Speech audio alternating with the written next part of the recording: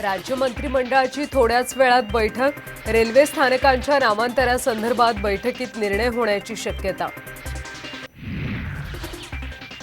गडकरी अपमान सहन करत असल्याची संजय राऊतांची टीका। तर भाजप 400 काय 200चाही आकडा गाठू शकणार नाही, राऊतांचा हल्लाबोल। काँग्रेसचे माजी आमदार पद्माकर वळवींचा भाजपात प्रवेश। चंद्रशेखर बावनकुळेंच्या उपस्थितीत पक्षप्रवेश। मित्रपक्षांच्या दबावापुढे भाजप बॅकफूटवर। 34 ते 35 ऐवजी भाजप राज्यात 31 जागा लढवणार, सूत्रांची माहिती। मुंबईसह राज्यात भाजपचं धक्कातंत्र। मुंबईतल्या 4ही विद्यमान खासदारांना डच्चू मिळण्याची शक्यता।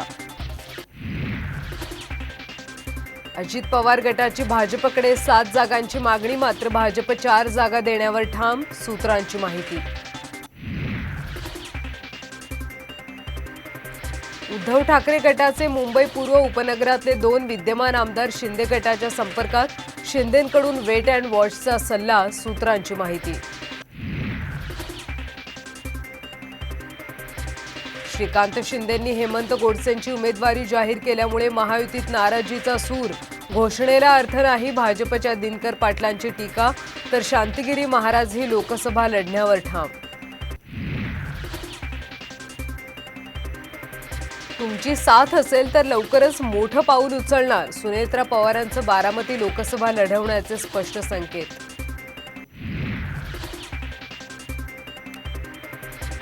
आणि अजित पवारांवर टीका करणारे विजय शिवतारे यांचा बोलविता धनी एकनाथ शिंदे। रोहित पवारांचा खळबळजनक दावा, तर शिवतारेंची समर्थकांसोबत बैठक सुरू।